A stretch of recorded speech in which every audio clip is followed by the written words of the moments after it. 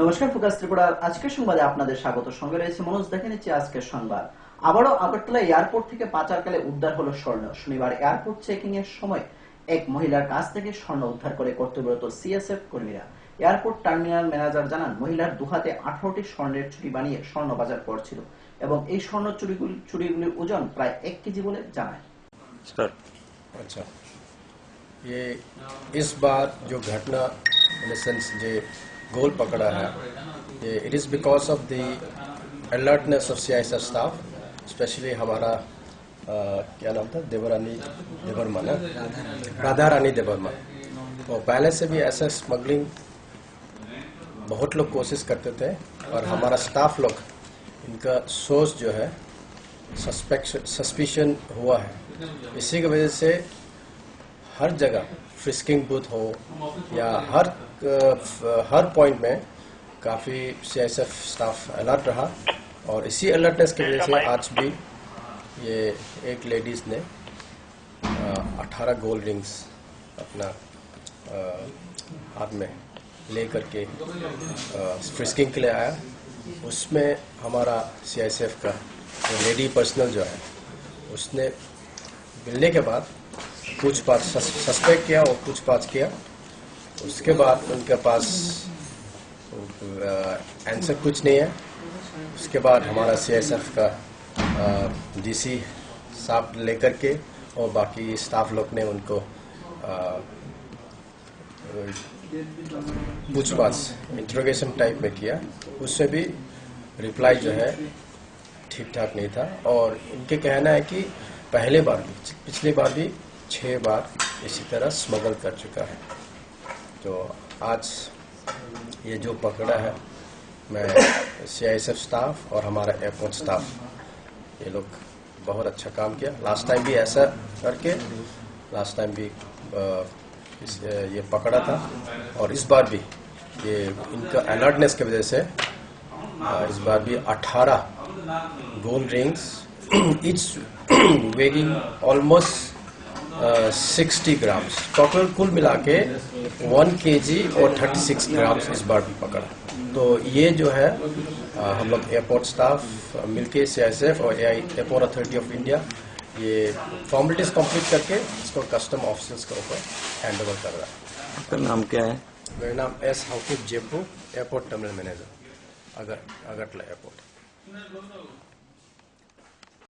শনিবার 7 সকালে দায়ের কূপে খুন এক যুবক। ঘটনা বিশালগড় এবং মধুপুর থানার মধ্যবর্তী এলাকার লেম্বুতলিতে।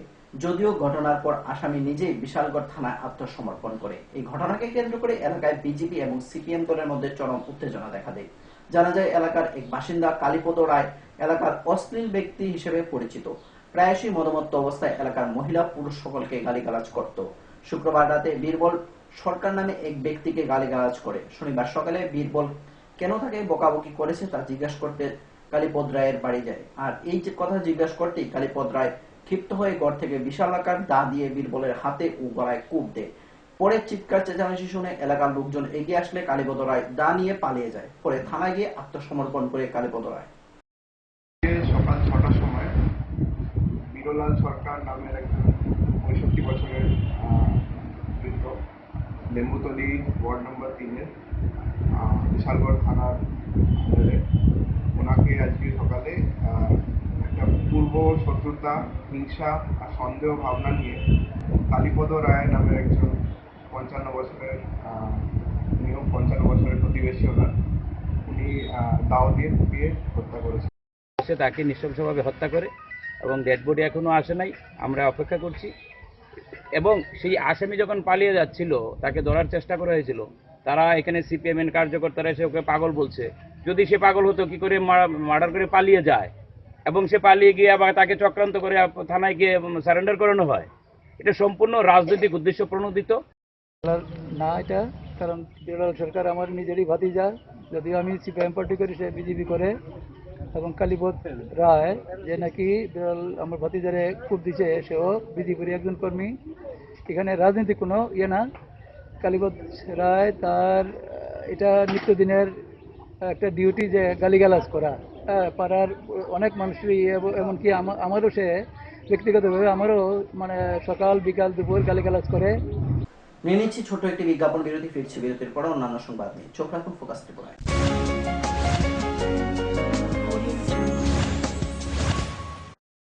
যখন কিছুই ঠিক চলছে না, আর একটা ভুল সিদ্ধান্ত নেবেন না।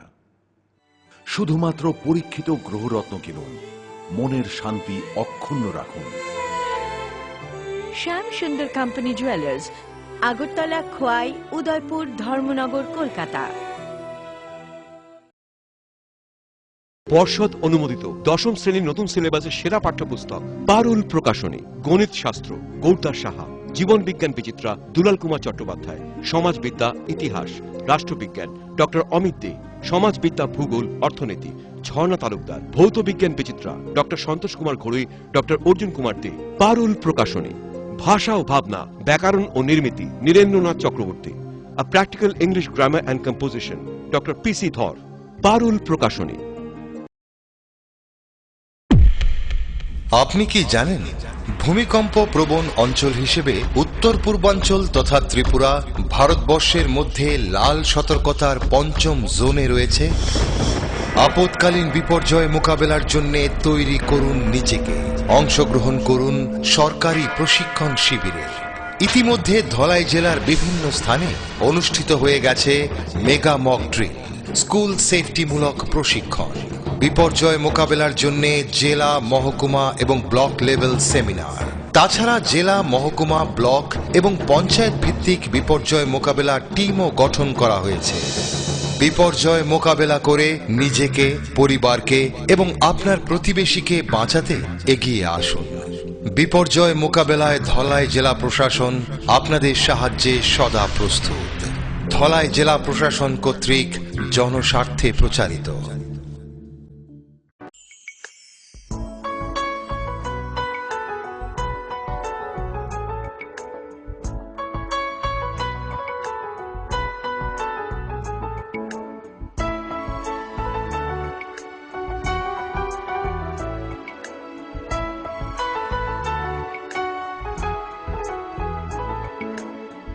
হ্যাঁ হ্যাঁ ম্যাডাম, সিঙ্গার আর প্রেস্টিজের দারুণ সব অ্যাপ্লায়েন্সেস পেলে আপনিও হয়ে উঠবেন রান্নাঘরের দশভুজা। এই ফ্যামিলি শপের ঠিকানা জানেন তো? গিরিবালা উদ্যোগ, কামান চৌমুহনী, আগরতলা।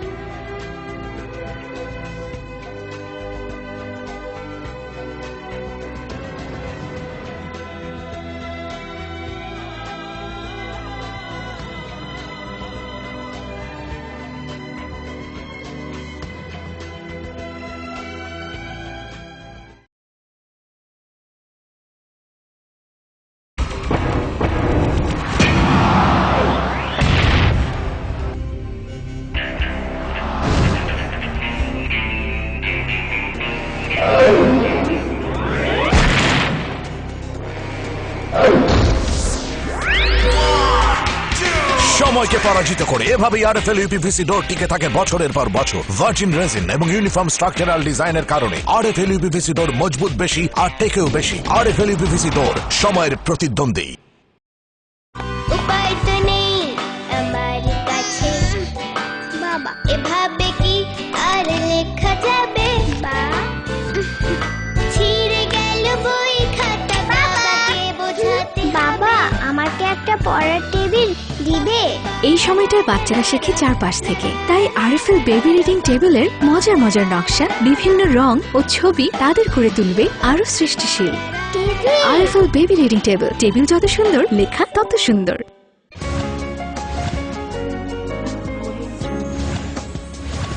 ফিরে এলাম বিরতির পর অন্যান্য সংবাদ নিয়ে। আগামী 7 জুলাই টিএসআর 11 নং ব্যাটালিয়নের বর্ষপূর্তি উপলক্ষে শনিবার বিশালগড় মহকুমার হাসপাতাল চত্বরে সাফাই অভিযান সংগঠিত হয়। এদিনের কর্মসূচিতে উপস্থিত ছিলেন সভাপতি ফখরুদ্দিন আহমেদ, টিএসআর 11 নং ব্যাটালিয়নের কমান্ডেন্ট ভানুজ চক্রবর্তী সহ অন্যান্য।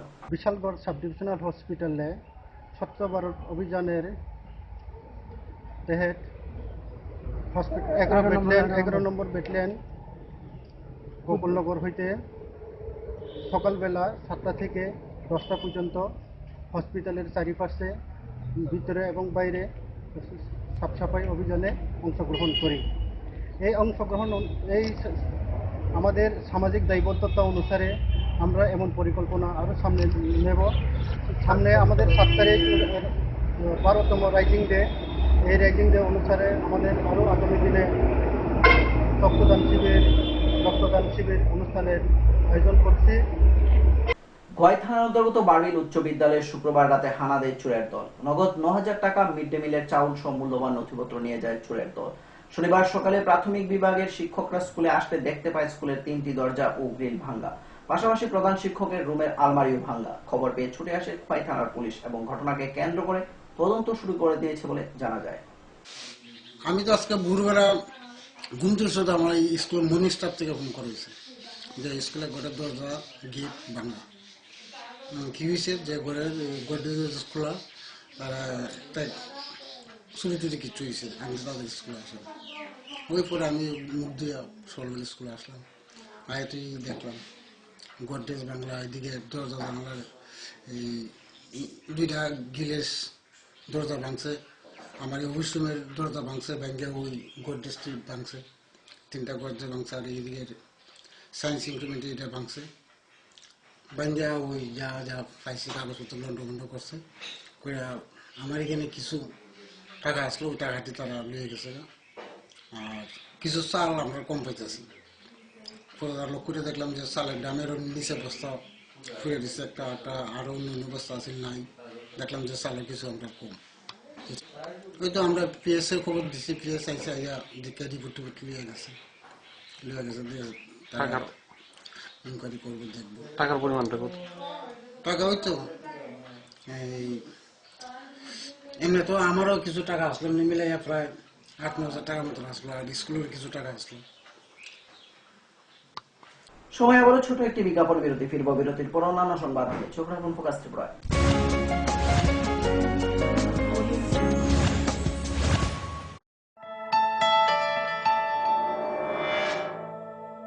স্মার্ট সিটির পদবীর প্রতিযোগিতায় আগরতলা বর্তমানে অগ্রণী। সেই আধুনিক শহরের রুচিবোধ সম্পন্ন মানুষের পছন্দকে কেন্দ্র করে গড়ে উঠেছে লাক্সারি হাউজিং কমপ্লেক্স পারিজাত এবং পলাশ। ত্রিপুরা বিশ্ববিদ্যালয়ের সামনে জাতীয় সড়কের পাশে এই কমপ্লেক্সের প্রতিটি অ্যাপার্টমেন্ট ডিজাইন করা হয়েছে নাগরিক জীবনের সব ধরনের সুযোগ সুবিধে আর নান্দনিক চাহিদা মাথায় রেখে। এখানে থাকছে ফ্রেঞ্চ উইন্ডো, পর্যাপ্ত পরিসরে ব্যালকনি, দিন রাত 24 ঘন্টা সিসিটিভি নজরদারি, বিদ্যুতের যোগান, আয়রন রিমুভাল প্ল্যান্ট, তাছাড়াও যাবতীয় সুবিধে। তৃতীয় পর্যায়ে এখানে গড়ে উঠবে 15,000 স্কয়ার ফিটের সিসিপি রিয়েলটো। বুকিং এর জন্য যোগাযোগ করুন cross country project, Bordowali, Agartala.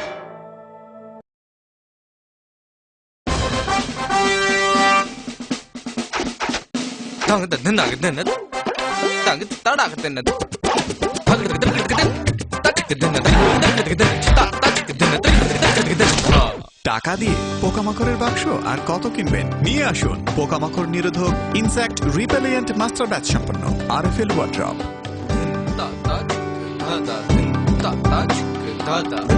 RFL wardrobe, কাঠের বিকল্প রেডিমেড ওয়ার্ড্রপ।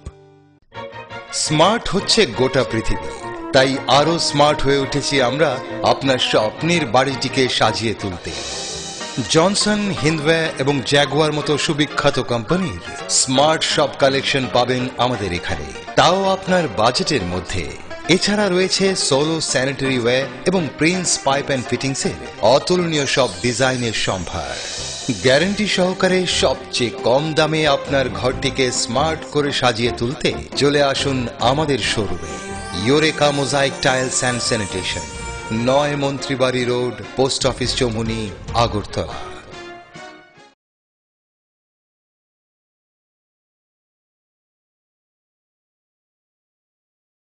পরে এসেছে কাকু, এটা কি তৈরি হচ্ছে? আমাদের গ্রামের কমিউনিটি হল। ভালোই হয়েছে তুমি এসছো, এসো কাজটা দেখে যা। সবই তো বুঝলাম কাকা, কিন্তু কি রড ব্যবহার করছেন এটা আপনারা? কেন, বহিরাজ্যের খুব দামি রড। বহির্রাজ্যের বলেই বিশ্বাস করে নিলেন? যখন ত্রিপুরাতেই তৈরি হচ্ছে উন্নত মানের মেগা টার্বো টিএমটি বার, তখন বহির্রাজ্যে যাবেন কেন? হ্যাঁ, 10 বছর ধরে রাজ্যে তৈরি হওয়া মেগা টার্বো টিএমটি বার এখন আরো উন্নত মানের, যা জংরোধক, তাই মরচে ধরে না। ভূমিকম্প রোধক মেগা টার্বো টিএমটি বার আপনার নির্মাণকে রাখে মজবুত ও দীর্ঘস্থায়ী। Mega turbo TMT bar, best engineer, best choice. নুপুর পায়ের ঋণিক ঝিল, পায়েল খানি বাজে, বাসনের ঐশ্বর্য যেমনই হোক, সাথে মানানসই অলংকার, যেন নারীর অহংকার। রূপসজ্জায় যুগে যুগে তাই গয়না নারীর পছন্দের তালিকায় শীর্ষে। আপনার অহংকার আমাদের অলংকার, রাজন জুয়েলার্স।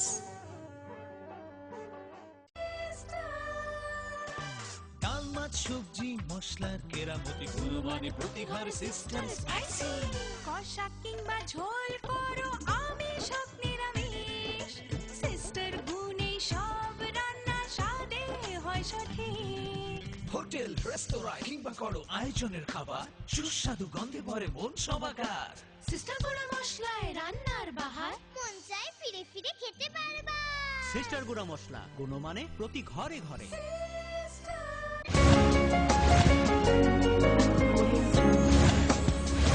ফিরে এলাম বিরতির পর অন্যান্য সংবাদ নিয়ে। কর্ণাটক হাম্পি কানাডা বিশ্ববিদ্যালয়ের অধ্যাপক, গবেষক সহ 10 সদস্য এক প্রতিনিধি দল 7 দিনের ত্রিপুরা সফরে এসে প্রথম দিনেই সফর করলেন Khowai.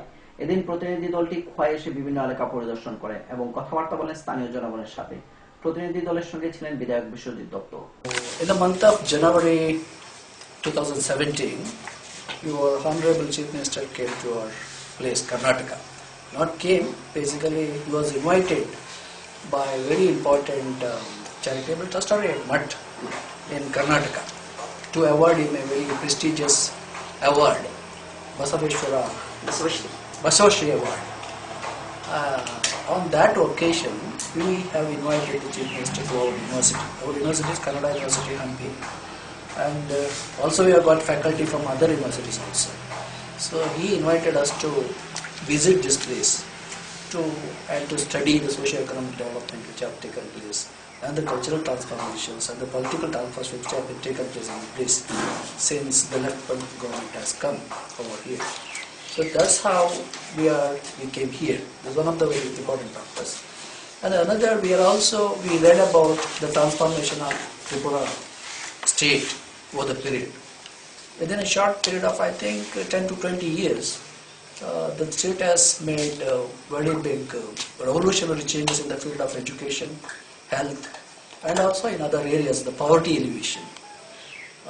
These are the things we used to read in the paper and also in the internets. So we have decided to have a first-hand experience of those transformations by coming over here. So that is another thing. देख रहे हैं तो 91% of literacy rate, such a small state this is. Then also they have developed education like this type. In Karnataka, it's a big state, it's a huge big state, but उधर इतना literacy नहीं है, rape होता है, rape ज़्यादा होता है, election में बहुत सारे बैड थिंग्स उधर होता है। एजुकेटेड है लोग, लेकिन अपर क्लास अपर कास्ट वालों को ही उधर शिक्षा मिल चुका है। इधर SC ST भी 100% रिजर्वेशन इधर फॉलो करेगा। हमारे यहाँ बैकलॉग ही बैकलॉग है, 100% रिजर्वेशन उधर नहीं है। ST लोगों के लिए उधर बहुत दिक्कत है। इधर क्या हर सबको जो भी सुविधा है हर सबको मिल रहा है, औरत को मिल रहा है, SC को मिल रहा है, ST को मिल रहा है। उधर वहाँ जो अपर क्लास और अपर कास्ट है, हम तो अब कैपिटलिस्टिक अप्रोच आ चुका है हमारे यहाँ, तो हमको ये आश्चर्य हो रहा है इधर इतना कैपिटलिस्टिक अप्रोच नहीं है, बड़े बड़े महल जैसा नहीं है, फिर भी शांत है इधर, कम्युनल वायलेंस नहीं है इधर। हमारे यहाँ हर रोज आपको कम्युनल वायलेंस दिखने को मिलता है, हर रोज कम्युनल। अगर कम्युनल वायलेंस हो गया, इसका डायरेक्ट इसका जो बैड इफेक्ट है औरत और बच्चों के ऊपर हो जाता है। इधर औरत सेफ है, जहाँ तक हम देख रहे हैं, कल से आज तक हम देख रहे हैं, जो कुछ भी था हम पढ़े थे, लेकिन आंखों दे के हाल देखना चाहते थे। इधर इतना घबराहट तो नहीं है औरतों के, आराम से काम करते हैं, घूम सकते हैं, शिक्षा।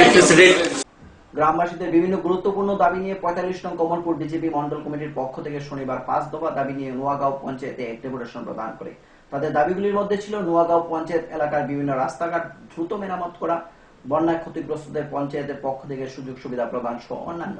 জনতা পার্টির উদ্যোগে কমলপুর মন্ডলের উদ্যোগে আমরা নোয়াগাঁও বন্ড এবং ১৬ নং বুথের উদ্যোগে আমরা নোয়াগাঁও ৪ মাস যাবৎ আজকে রেগার কাজ বদ্ধ। আজকে প্রত্যেকটা পরিবার অর্থনৈতিক দিক দিয়ে দুর্বল হয়ে পড়ছে, তাই আমরা অতি সত্বর পঞ্চায়েত সচিবের নিকট আমরা ডেপুটেশন প্রদান করছি এবং যাতে অতি সত্বর উনি এই কাজ চালু করেন এবং প্রত্যেকটা মানুষ যাতে এই অর্থনৈতিক দিক দিয়ে স্বাবলম্বী হয়, তার জন্য আমরা অল্প কয়েকদিনের মধ্যে রেগার কাজ চালু করা হয় এবং এটা আমরা দাবি, প্রথমত দাবি।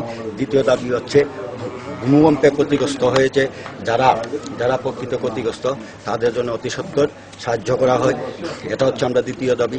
তৃতীয় দাবি হচ্ছে বাড়ি বর্ষণে কৃষকদের ক্ষতিগ্রস্ত যারা কৃষক তাদের চিহ্নিত করে তাদের জন্য আর্থিকভাবে সাহায্য করা হয় এবং এই দাবিগুলো নিয়ে আজকে আমরা প্রত্যেকটা মানুষের সাথে সঙ্গে নিয়ে আজকে আমরা এই ডেপুটেশনে মিলিত। আজকের মতো সংবাদ এই পর্যন্ত। আমাদের পরবর্তী সংবাদ দেখার জন্য চোখ রাখুন ফোকাস ত্রিপুরার পর্দায়। নমস্কার।